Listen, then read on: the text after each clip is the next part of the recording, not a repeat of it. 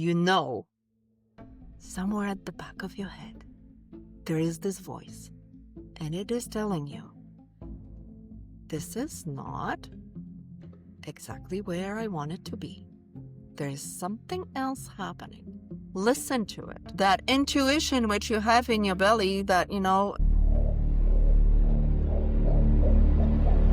What if your midlife wasn't a crisis, but your most powerful invitation to reinvent yourself, to return to your truth, to rise into your next era, and step into a life that finally feels aligned with your becoming?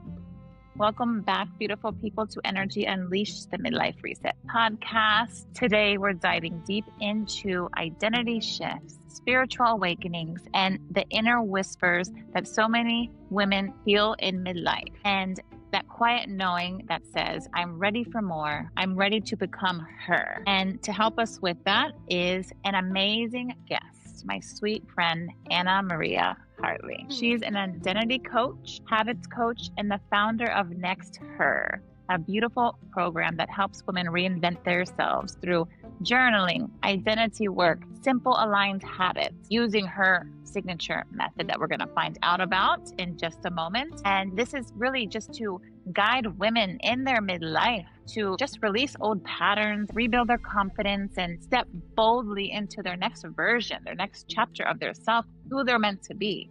And this episode really is for any woman out there at the crossroads right now, feeling a little bit stuck and feeling this pull for like a deeper version of their self. I invite you to open your hearts and take in what Anna Maria is about to tell us from her experience, from her wisdom, being in the midlife herself. So my beautiful friend, how are you? I'm very well. Thank you very much, Michi. Thank you for inviting me to be your guest. I absolutely enjoy actually watching your podcast as well. Yes, we are so connected just because of that energy. Exactly. You talk a lot about the energy and what we have as an energy and how to actually harness that, basically, right? Mm-hmm. And my work, on the other hand, with journaling, because like you said, identity and habit coach, but I am journaling focused. So what does that mean? There's a lot of coaches which are talking about transformation, transitions, and all that. For me, there is a deeper work when you start journaling.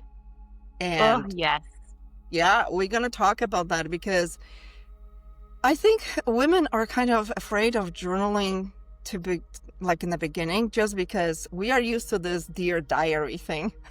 Yes. So we think, so now what? Now I'm supposed to just write down whatever I'm doing during the day and just go with it. That's not the work we're doing here. This is totally on a different level. The Dear Diary might have been a starter for you when you were, in your teenage years. But being in midlife, it's a little bit more of a discovery. So when you said exactly that women are kind of stuck or lost or, like they don't know what to do at that age. And a lot of times, yes, we say, I have midlife crisis. No, you don't have midlife crisis. Yes. You have awakening. That is so perfectly said right there. The energy also, no matter our professions or our ages, religion, culture, whichever, doesn't matter. It's an energy. We all speak through energy, right? It's an energy connection. And as you said, there's some people that are all about transformation, very basic. But with you, for instance, you're here because you're very creative in what you do and you are speaking the truth. You don't sugarcoat anything, and it's more telling the women up front that this is part of life, right? And you are going through what you're going through. So let's go back to that, actually, if you would like to share what was your spiritual awakening. And I love how you said it's not a crisis, right? A lot of women do. They feel stuck. They feel like this midlife, oh my God, I'm getting older. Oh my God, my wrinkles. Oh my God, this is what life is. Like, this is so boring, and how much longer, and I don't have much to live, and everything starts running through their mind. Maybe they're unhappy with their job. How did you have that awakening, let's start with that. And what do you suggest for these women who are having those thoughts spiral through their minds? Let's start here. When you look at your life, like anybody, when you look at your life, we have specific events in our lives when we can say before that event and after that event. So for some women, it's maybe, okay, before I got married and after I got married, before I had kids, when I had kids, before I got this job and then after. And for a lot of us, specifically in that midlife age, it is kind of like before the perimenopause or menopause and after. Let's just state it right there. Mm-hmm. And exactly, we think that it's crisis because we've been taught that. Yes. So many, like our mothers were talking about it, our fathers, our parents, like everybody is kind of saying to you, oh, you're going through a midlife crisis. And it's such a misinterpretation of all this, what is happening with us. And I have to say, a few years back, I think, I hit the perimenopause and it wasn't too bad. That was okay. I was actually still, very much functioning, doing what I wanted to do. Around what age? I know it can differ. Everybody's body is different, but around what age does that start to possibly kick in? Maybe it is this. Maybe it is. Yes. So, okay, let's go midlife. Okay. So when we look at midlife now, previously we were living, let's say, up to about 78 for women, right? Somewhere between 75, 78. So if you cut it in half, literally, right? You go at 36, 37. So hello, it starts early. Yes. Right. Okay. Yes. So you might experience some things already at that age. This is why we always say like around 40, right? That's when it starts to kind of hit us. When we look at our life and we go, is that it? Like literally we have this question of like, is that it? Like, this is what I'm meant for? Like there's nothing bigger. I had bigger dreams. When we are 20, we usually have this uplifting, most of us, maybe not this generation, but our generation, we were thinking that we're going to move mountains. Like it's going to be like something absolutely epic, right? Right? Like you're a teenager, you're in school and you think, all right, I'm going to go to university. I will finish this and I will do that. Or not finish school, but do something major, right? Most of the time. I'm not saying that that applies to everybody. But it could be also that, I'm going to have a big family and, and that is the thing that drives you. And then that thing hits and you go, well, okay, now you get lost. Because you basically go through the motions of, okay, so now I became a mother, now I became a student, now I became, whatever that part of life is, you embrace it, you do it, and it's perfectly fine. That's the way life kind of is. But then your kids are growing older, they hitting their teenager age, and God save all the women who still have teenagers. Because that is a tough age, somewhere between, I think, 14 to like 20. Yep. Wow. Yep. Because you got to deal with that next set of hormones and generation and, honey. While you're going through your own change. Oh, yes. I'm in my 40s, so, So I can't wait to hear. I can't wait to dive into your double whammy, right? Yeah. And, like for me, it was probably somewhere in my 40s when I started experiencing maybe some perimenopausal things. You see the change. I also went through a breakdown. So that was another shift in my life. And literally my life was like before and after. And everybody who knew me noticed that change too. I was a different... And the breakdown was because... one, your body's changing and going through this natural life process, plus some event that had happened? Actually, for me, not really. For me, it was more work-related. I ended up with a breakdown and a PTSD from work, which I loved dearly, and I always thought that this is my calling, and I will be in that profession for the rest of my life. and then suddenly working in the environment which was not very ethical, let's say this way. And it's not Do you mind sharing what that was? Sure, I can touch on it because again, it causes a little bit of a a little bit of an emotional stuff. So no worries. Only as you feel comfortable. Up to you. That sometimes you are like, maybe you are like me. You are in a profession that exactly you think that this is it. And that's what I thought. My profession at this point for over 20 years was being in the veterinary field. And I started from ground up, from being a kennel person to a manager of a whole clinic. So the growth was there. The absolute excitement about the job was there. It's just sometimes you end up in a place of work that just doesn't follow what you are about. Let's just call it that way. And like I said, it's not about the whole field, because there are so many absolutely awesome veterinarians and clinics. And believe me, I work for those guys too. At the end, unfortunately not. Right. So that was the breakdown and the PTSD which happened. And suddenly you have no profession, and I had to abandon that field. Wow, yeah. I couldn't even walk into a vet clinic. So that was a huge shift, right? Like this is something that, you know, like I've been through different shifts before, the kids and the divorce and the new relationship, all those things happen, but it didn't kind of made such an impact on my life as this did. So now you're in your 40s.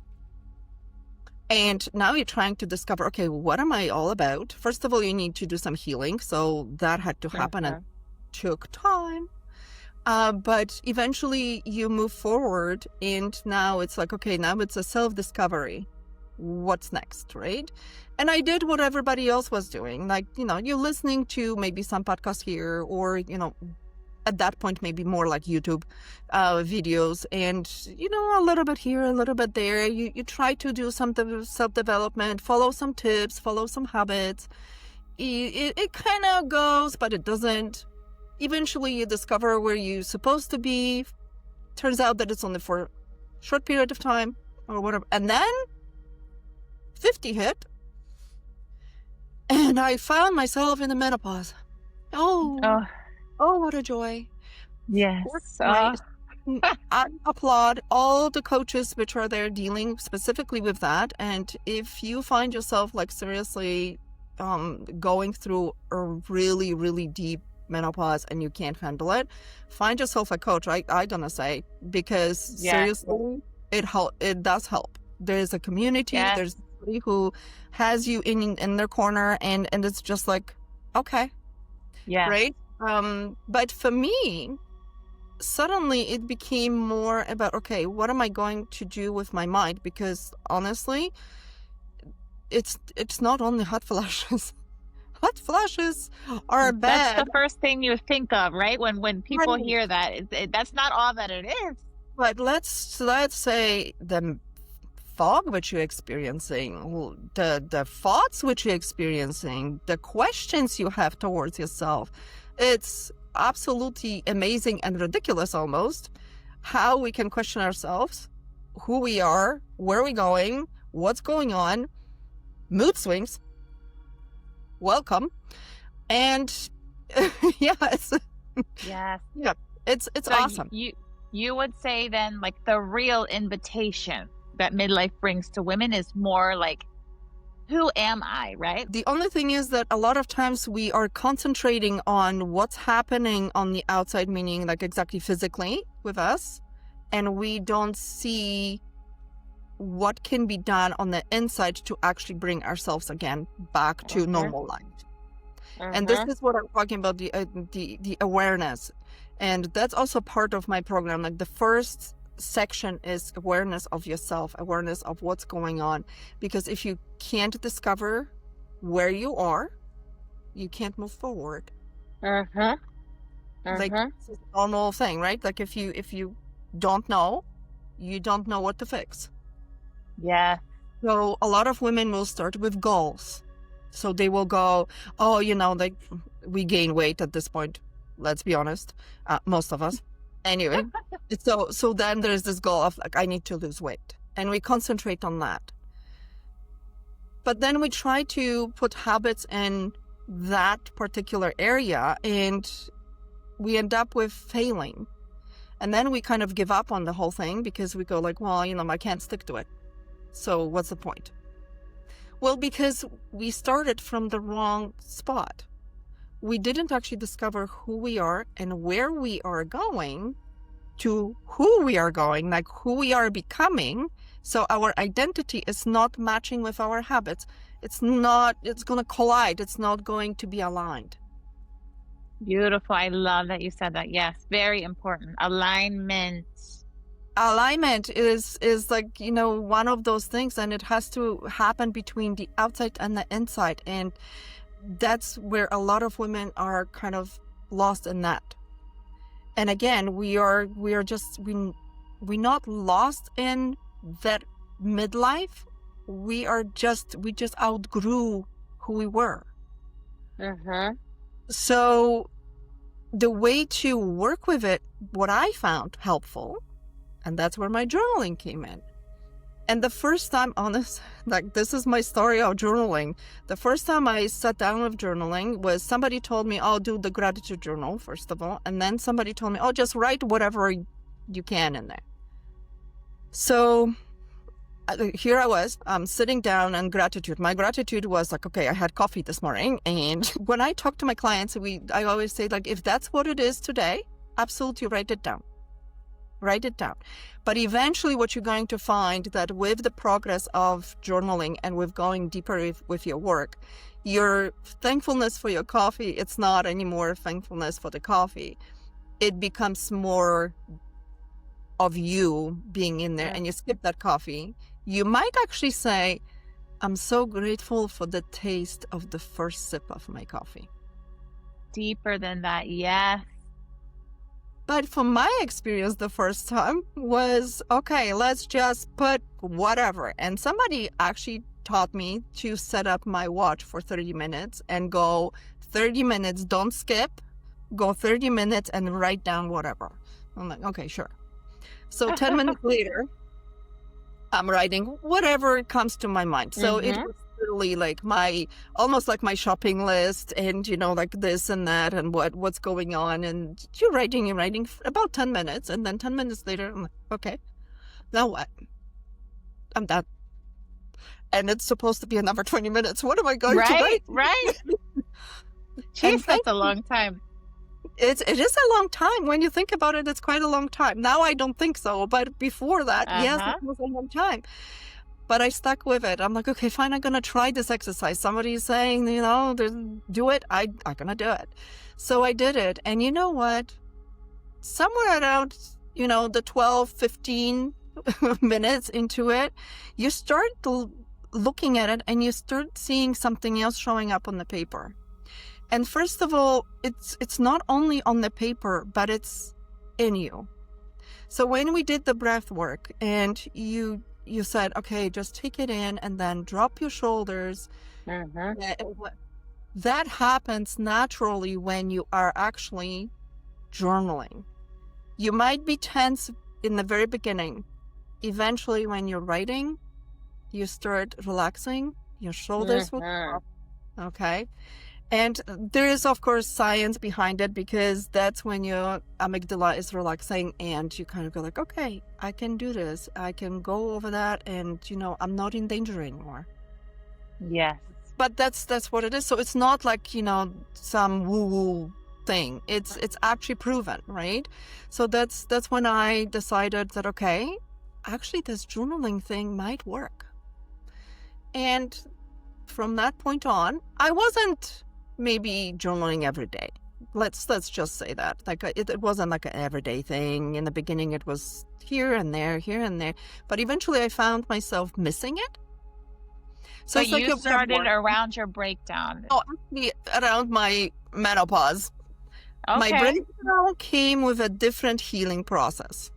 My breakdown came with art process. So I became an artist somewhere in the middle.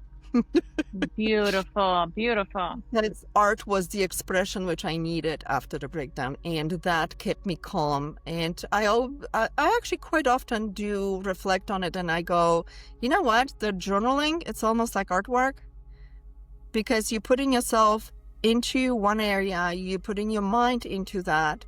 You don't want to pay attention to anybody else, and it's just you and the medium.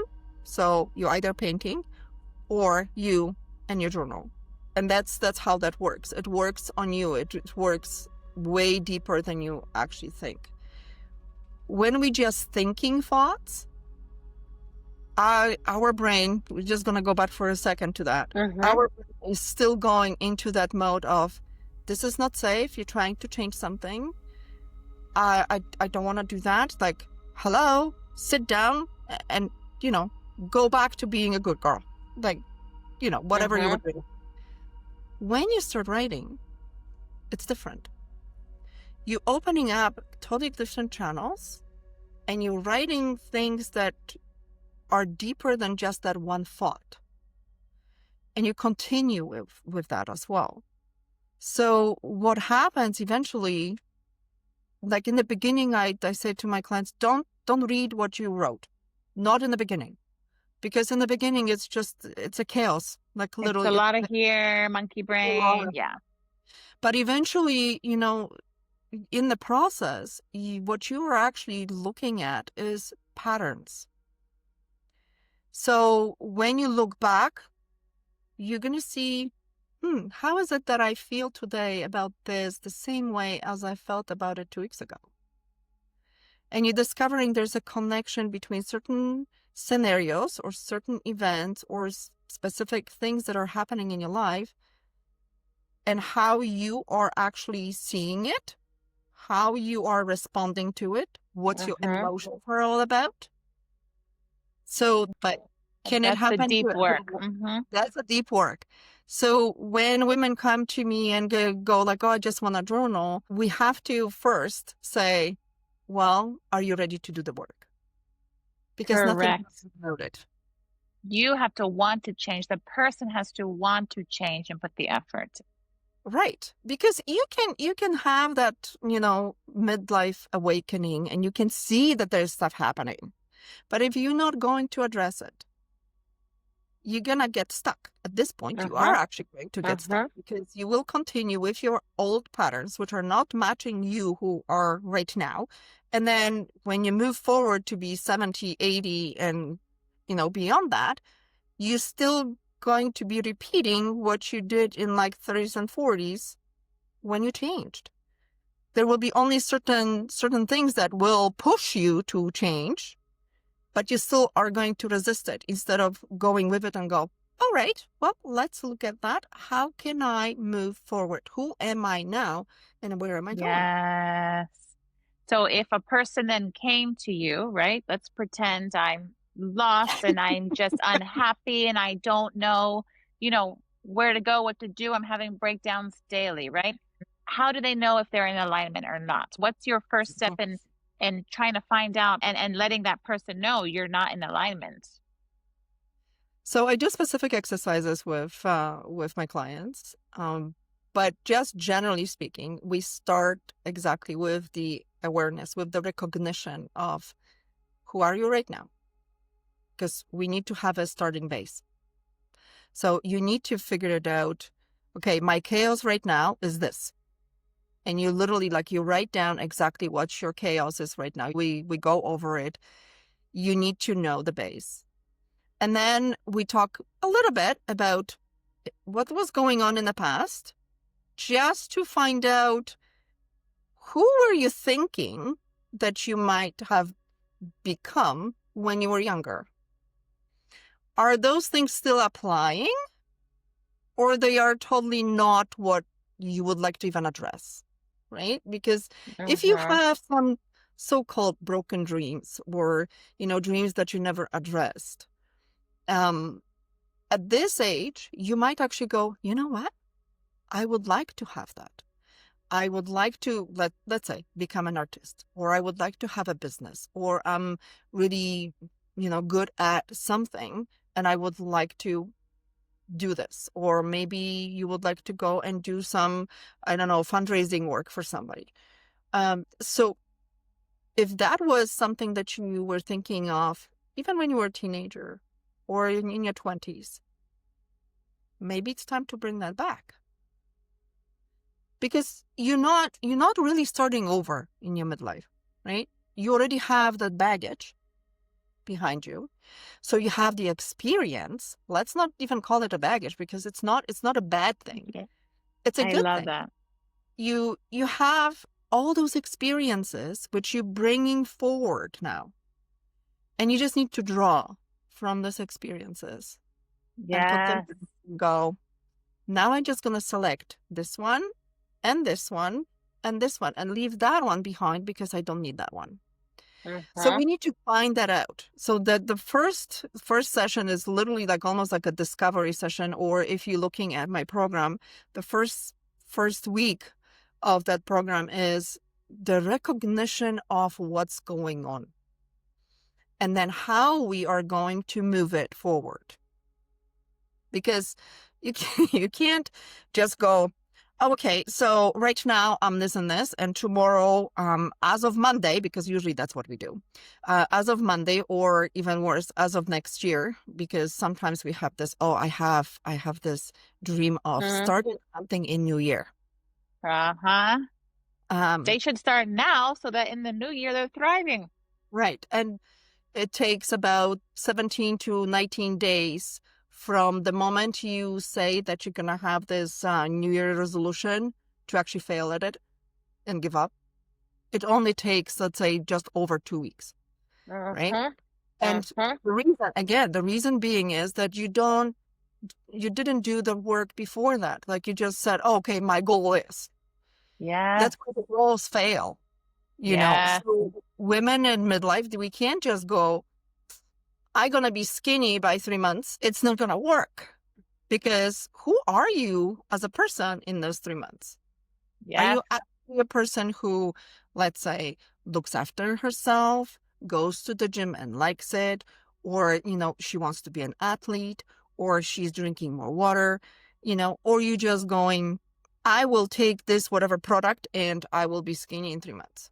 What's going to happen fourth? Like, the inner foundation is what you're going to work on. Yes. You need the foundation. Exactly. You need that to be there for you. So when you're looking at it, you go, no, I know what my next step is. I know how to get out of the days when I'm like, we all have days. Come on. Like it's not perfect, right? We're not perfect. We're human. Yes. Right. So on those days, you can go back to whatever you did through the program and you go, okay, I'm here. Let's just take a moment. A lot of times I will say, just write it down when you're going through the moment, and you discover that, oh, okay, this is just this and that. I can go over that and I can plan it for next one. So the first recognition of where you are and where you would like to go is the main step. You cannot just jump and go, on Monday, I will do all those things. And we start small. That's another thing. I don't go, okay, so on Monday, you're drinking more water, you're going to the gym, you're reading books, you're doing, like, oh my God. You're being this perfect person all of a sudden. Yeah. And on Wednesday, you're going to call me and go like, I can't do this. Right? Right. So it's one at a time, very slow process. And another thing is, when you're looking at women, we all different. Yes. We all very much individual. A lot of women are giving up on the change because they get overwhelmed with it. Yeah. And it is work. I'm not saying that it isn't, because you can't move yourself and you can't become the next level of yourself if you're not going to put any work in it. And everyone's different. Everyone's body is different, and our chemistry is different, and we're all dealing with different situations. So it's like you can't compare and say, oh, this person is thriving and then you're not, and it's hard sometimes, but that's why it's good to have that person in your corner to be helping you also keep you accountable and stay along the way. Yes. So I do have women sometimes coming in and they exactly like they want specific goals, but they will come in and it's like, here I am and I just want to jump right there, right? And I slow them down first. Like literally, it's a slowing down process. It's like, hold on there. Where are you right now? Let's start there. And then we're going to go. And sometimes I have to say the goal which they came in originally with, it changes. Look at that. Yeah. Discover things that along the way that suddenly they go, oh, well, actually, I would rather do this and I would rather have that. Or, like I want to work towards something else. And I'm like, there we go. So actually that goal now went out the window because your vision became totally different and you became a different person in the process. So that's what it is. That's why I called my company NextHer, because it's the next her. Yes. It's not abandoning the other person. She's just taking whatever is suitable right now and moving it forward to the next version of herself. Yes, it's still a part of you. That's powerful. Oh, that's beautiful. Yeah. And that's your why, right? The journaling is a huge part throughout your process. That's the deep work that's now coming out. And so making that a habit is a big part of this transformation process. So what would be then the first step for somebody? Is there a prompt question you would tell them to write this down and then go? So my prompts are different for each one. Basically, there's two ways of doing that. You either going to start with one word, and I'm serious about it, just one. Whatever is on your mind when you open the page and suddenly something kind of goes in your mind, and it could be, joy, enough, peace, whatever is on your mind, it's gonna come. It's gonna come, and it's one word. Just put it down. And now, do you have to journal more? No, because this is where I always say, start small. Yes. So don't start with thinking that you need to write an essay there. Just go, okay, I got my word today. That's it. I'm good. If gratitude is something that you really feel like you're lacking, or you should maybe express more, maybe think about, what am I grateful for today? And sure, it could be that coffee, right? Write it down, but do it simple. Like really, we have a tendency of overcomplicating things right from the get-go, and then that's when we get overwhelmed. But do just one thing. One word, one gratitude, you done for the day, like literally. Yeah. More important than that is when you do it. So some women journal in the morning, some journal in the evening, some do it twice a day. Some do it in the middle of the day because that's basically how their schedule works. So again, we're going back to like each one of us is a little bit different. So I'm not going to tell you, the transformational coach, oh no, you have to, do the journaling in the morning for 10 minutes. And no, that is not going to work maybe for you. It might work for, I don't know, your neighbor, right? So how you discover when it is a good time for you to journal? Well, unfortunately, that's a trial and error thing, because I can't tell you when it's going to work for you. It might be that when you're having that coffee, you're going to have that little journal right beside you, and that's when you will grab the pen, open it up, and go, that's my word for the day. That's actually a very nice ritual-like thing to do, because it's very cozy and just have your quiet time, your alone time. I love that. It might be tea in the afternoon. Yes.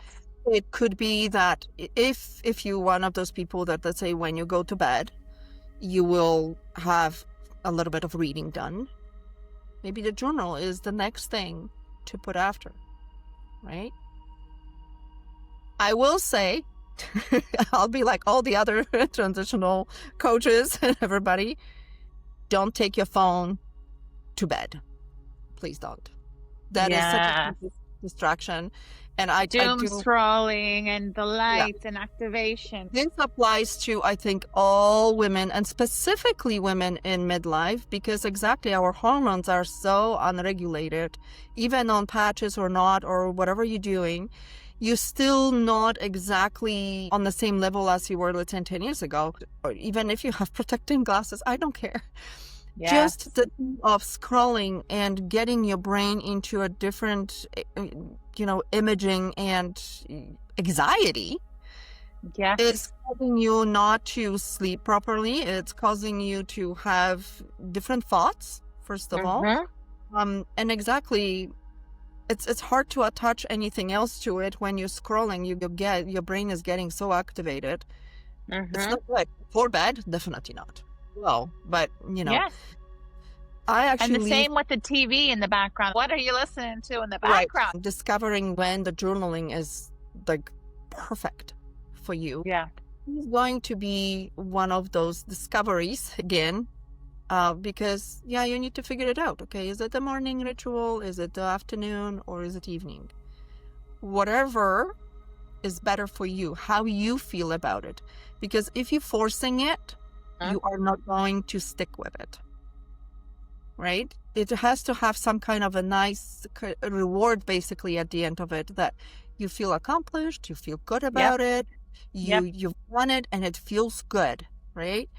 And it needs to be attached to something else that you're already doing. That's habit coaching 101 here. Attach your habit, the new habit, to a habit that you already have. You Miss Thang, that's smart. Yeah. So there's the tip. Just attach it. And that's why they need to be small. You can't attach a huge thing to, let's say, when you're having a coffee, you can't attach an essay to it. You need to attach a small, because this way, it's easy. It's good. Like, so for the audience, a small thing like what? What will be a small thing with coffee that you've seen in the past from somebody else? Okay, so it depends what you are aiming at, but let's say you aiming exactly at journaling, then I would say put your coffee down, have your journal already there where you're drinking your coffee. Don't put it, let's say, in a totally different room that you have to get it, because now you have an obstacle. I see. That's right. So, we all have specific things that we do already, and there's not even a chance that somebody is going to change it. So the way you make your coffee, you can do it with your eyes closed. Like, think about it. If you put in your sugar, how you put in your sugar, your milk or not milk or whatever, you know exactly how you're making your coffee. I'm not asking you to change that. I'm asking you to think about it. Okay, so if I have my coffee right beside my coffee maker, for example, what would be the easiest way for me to put the journal so I can attach the journaling to it? Should it be beside the coffee maker? Is it maybe on the island or whatever is beside it? Or am I taking my coffee and going somewhere with it? Like, hopefully it's not the desk to work instantly.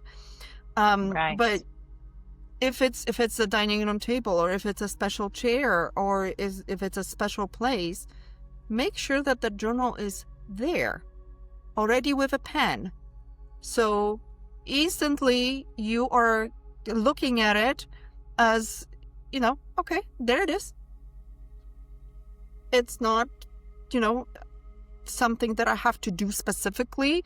It's very easy for me to kind of get into it. It's attached. Yes. It's like brushing your teeth. When you're brushing your teeth, you can look in. How many times do you actually look in the mirror when you're brushing your teeth? Looking at yourself. Yeah.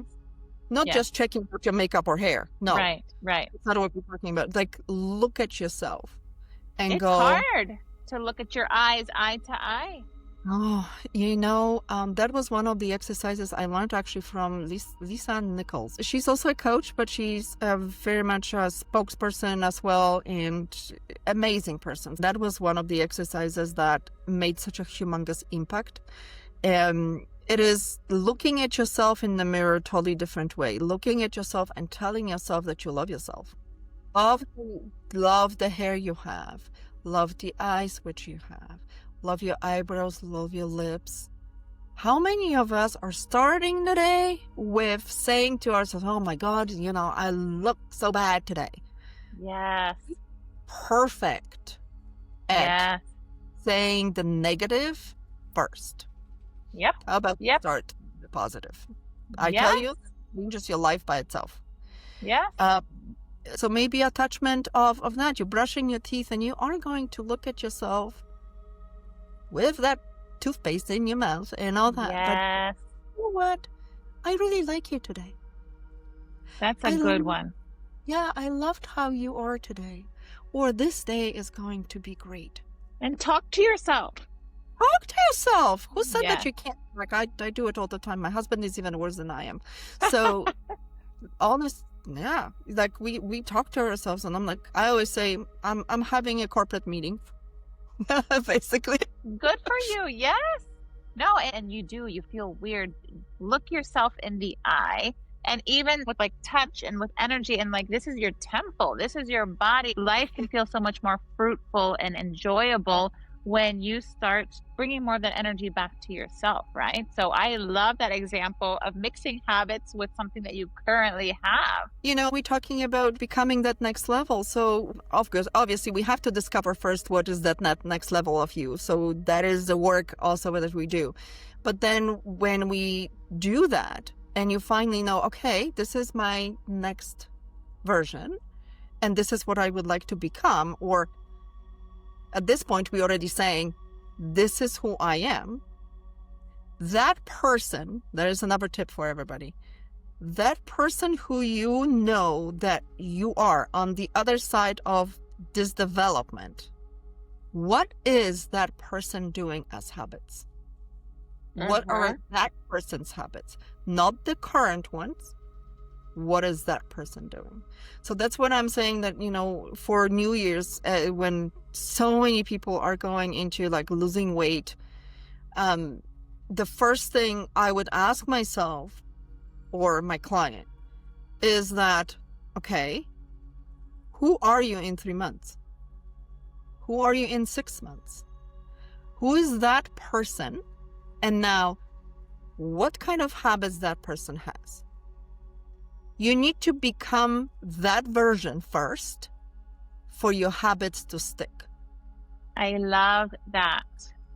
It's not actually everyone should take note. Can you say that one more time so everyone can listen? This is key. That helped me. But say that again. That was beautiful. You have to become the version of yourself there for your habits to stick. Yeah. Because otherwise, you're always going to have a fallout. Like at some point somewhere, you will kind of, it's not a fail. It's just a little setback when you're on that journey that you go, oh, you know what? It's hard. It's hard. So you know what? Maybe today I'm just going to be lazy. I'm not going to be that person. I'm going to be the couch potato who sits there, eats chips and chocolate. That's it. Right? And if you do that, I've been there, done that. Yeah. If you do that, that's okay. Providing that the next day you go, well, that was yesterday. Today, I'm back into being that version that I really want. I have this vision of this person, and here I am. I became that person. And that person is doing what? Yes. Don't beat yourself up so much. No, just leave it behind. It's already done. Like, you can't do anything about it. You already ate that chocolate. Too bad. I'm a alcoholic, by the way. So this is why I'm reversing. Yes. So my vice was a chocolate at some point, like whatever bad day you're having, and you just go like, okay, it's a good day. It's a bad day. Whatever, I'm going to have that chocolate. Well, the version of me, which I'm looking at right now, might have that little bit of a dark chocolate here and there, but she's not eating the whole bar, in the evening. Right. So, Right. True. Yeah. but once you embody that version, that's when everything clicks. You embody, you become that version. And I know that so many people are saying, oh, the becoming. Yes, the becoming, because you are becoming that version, that person. You want to be the next one. You don't want to be the one from 5 years ago. No, you don't want to be from 6 months ago. You want to be forward. And another thing is that when you're looking at your parents, providing they're still alive, but if they are, or if they are not, but they kind of passed recently, I'm talking about aging here. People who are, 70s, 80s, when we were taught that that's basically end of your life. Like, who came up with retirement at 65? I know. Let's address that. So why we need to be becoming the next version, because when you're looking at, I think the Industrial Revolution did the whole idea of 65, and this is when you're done, and now you're supposed to go down, programming. Yeah. Put your feet up, and it's like you're done with the world.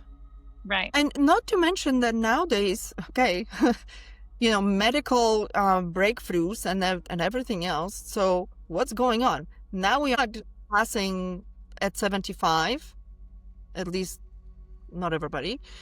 We are extending that life. Like, I have people in my life who are between 85 to 95.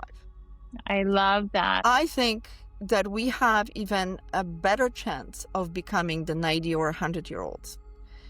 I was watching Betty White. I hope everybody knows who Betty White is. Oh, my God. Yes, I know.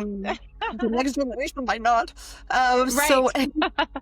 So she literally passed away 2 weeks before her 100th birthday. So cool. But the thing is that she was ready for that celebration. She already made a video. She was already doing talks about it. She was still very active. Yeah. She was majorly involved in saving animals and all that. So she had purpose. Yes. Amen. Purpose. I'm not saying she didn't slow down, because sure, okay, us being in 20s and then in 50s and then being, let's say, 80, the energy level might be a little bit different. Right. But keep that energy as much as you can. Don't give up on yourself. Like, why are you giving up on yourself? What I'm seeing with seniors is a lot of them are kind of doing certain things because they do it on autopilot, right? They're supposed to do those and whatever. But they lost that vibrancy towards life, because suddenly there's nothing that they could grab onto. Yes. And me, waiting to see your grandkids, that's not purpose in life. That's the only thing you have. And somebody who is that age is watching me, they might go like, whoa, no. Hold on. I'm just saying that's not the only thing that you have in your life. Only thing. Exactly. And whatever your passion is, that's from your soul, and that's giving the vitality, the vibrance. That energy is going to keep you going. Right. But how do you discover that you actually have still something to go on with? Correct. You need to go inside of yourself and kind of go, all right, they told me I need to retire at 65. Fine, I'm retired, and what am I doing with my life right now? Don't expect your grandkids to call you every single minute and every day and update you what's going on in their life, because their life becomes your life. No, they have their own life. You need to have your own life. What's in your life now? That's the question here. Yeah, that's in relationships too. Like, some people, they are too dependent on their partners. It's too much codependency, and that's dragging you down. As you mentioned, there's something more. You just have to go deep inside and realize, what is it that makes you, Those women, you hear about those women that they already had it somewhere in their mind. They knew that there was something more to them. But they were stalling because so many things were happening in their life, and they were expected to do certain things. So they basically muffled whatever was in their mind or who they were. They muffled that to a certain point. Yeah. So this is when there is your chance. There is your chance to come out and go, I did all that. I took care of everybody. I had my kids. I took care of them. I brought them up. Now they are standing on their own, 2 feet or about to. It's time for me. I love that. Where are you? That's the question. Put it down in your notebook and go, journal. Who am I? Yes. Where am I? Women grow up sometimes like suppressing their inner voice, their inner knowing. How can women learn to trust their inner voice again? Is that the key to alignment for people that are listening? I just want to hear it from your side, from your experience. How can they learn to trust and bring out their inner voice to now use that? Well, first of all, say stop. Just stop. The grounding work that you're doing, so many people are talking about meditation. I will talk about journaling. We need to stop the chaos in the circle, which we are in. You cannot get out of the circle until you're going to stop it. Somewhere at the back of your head, there is this voice, and it is telling you, this is not exactly where I want it to be. There is something else happening. Listen to it. That thought, that voice, that whisper.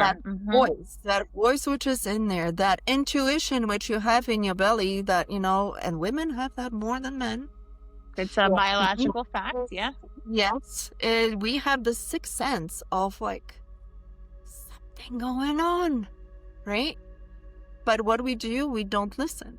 So the first step is to stop and listen that there is something going on. And then, yes, I will say stop and put that on the paper and kind of go like, okay, what's going on? And when you can trust it, it takes process. I think it's not one of those things that you can trust it like right off the get-go, because you've been through so many different experiences, and so many times you know that something didn't come to fruition. And that experience in your head is telling you, ho, ho, ho, like you said, now you're losing here and it's all good. So why are you trying to figure it out what else is in there, right? To quiet that voice, exactly. There are practices like grounding, like meditation, and like energy work. So many ways, yeah. Right. That you can bring that out. Yes, you have to open yourself up to this. You really do. Yeah. But what is the alternative here? If you staying where you are and you never going to discover who you could have been, you're gonna have that regret later on in life. And most people at later age, drop the mic. Yes. Most people literally on their deathbed, they are not regretting what they did. They're regretting what they didn't do. Yes. So you want to be that person who said, oh, I had a dream of blank, but I never done it. I never even explored the idea.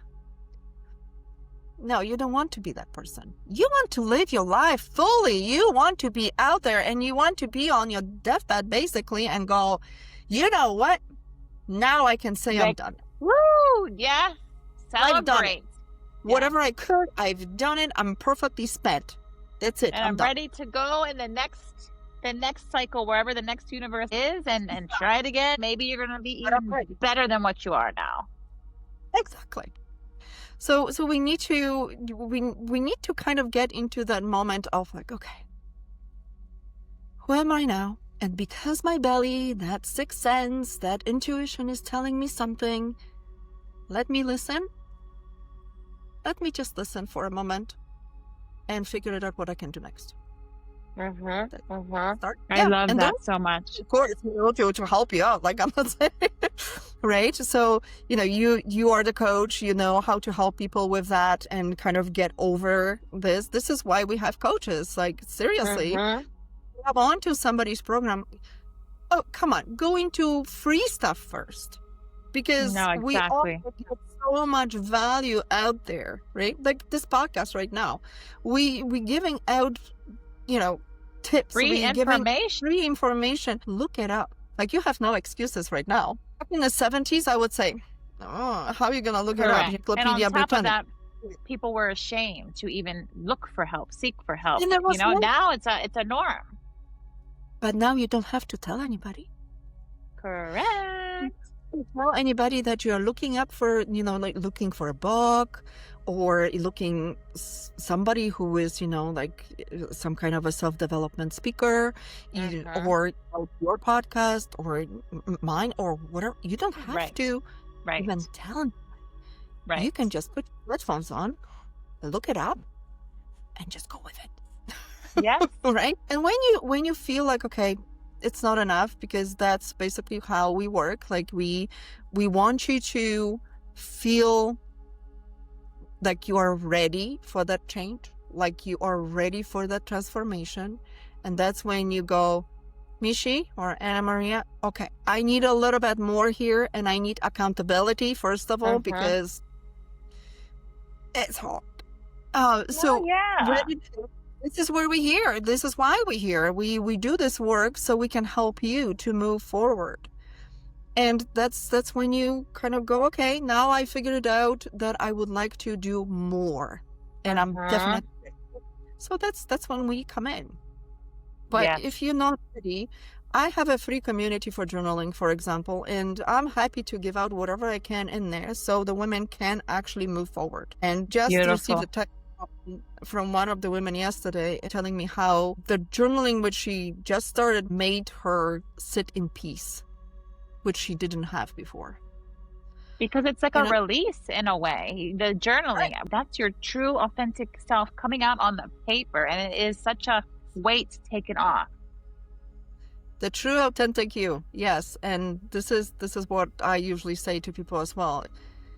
Your mirror shows up in your journal. That's good. Nobody is reading that except you.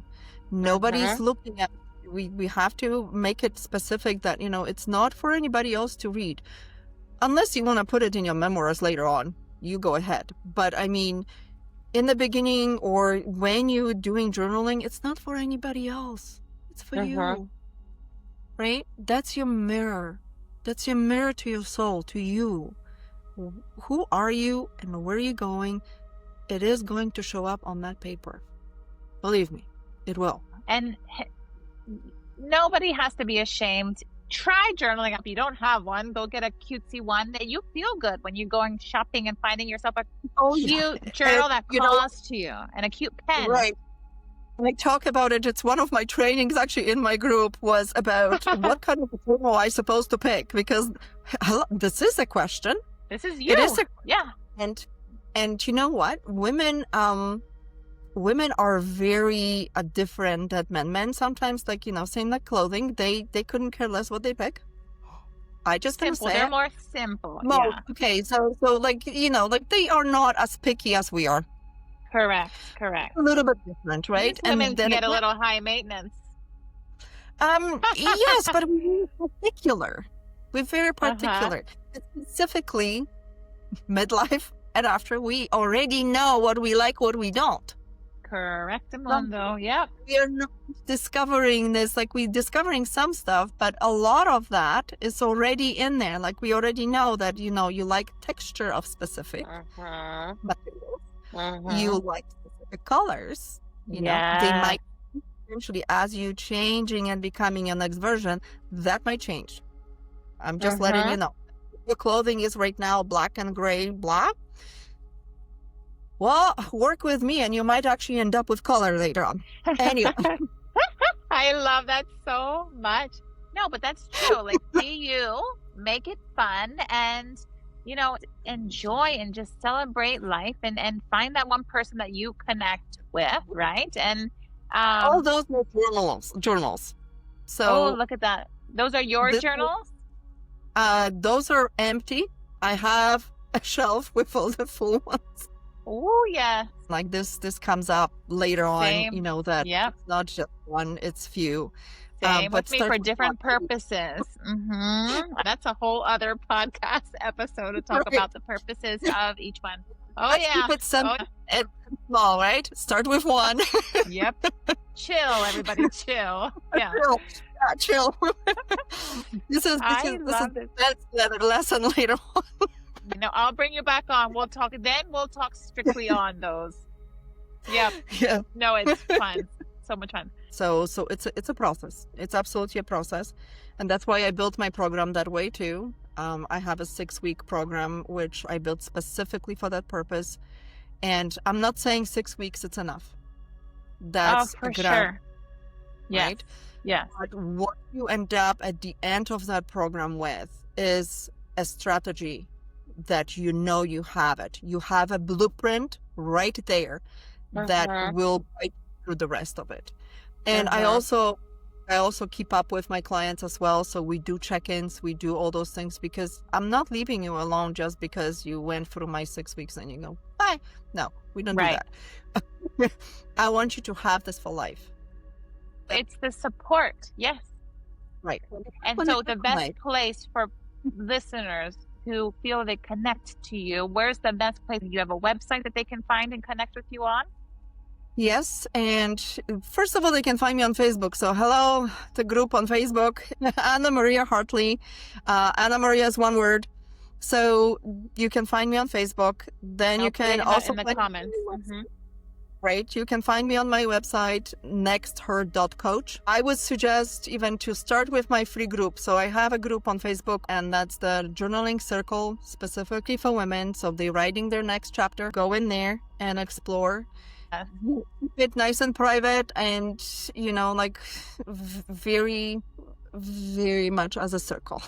No, I love it. Everybody's there to lift each other up, and that's what everyone listening should do, is just to find like-minded people in your circle, in your world, that's just gonna keep you thriving in life. Now I'm also because it's the end of the year, and I don't know when you're listening to it, but if it's any time of the year when you're listening to it, or the beginning of 2026, because that's where we are going with this, I made specifically for that purpose a freebie, which I'm giving out to everybody who would like one, and it's the 2026 Fresh Start List. It has 12 tips. Of course, there's journaling prompts in there. Yeah. Hello, queen of journals. Gives you tips how to start that new year to succeed at your transformation.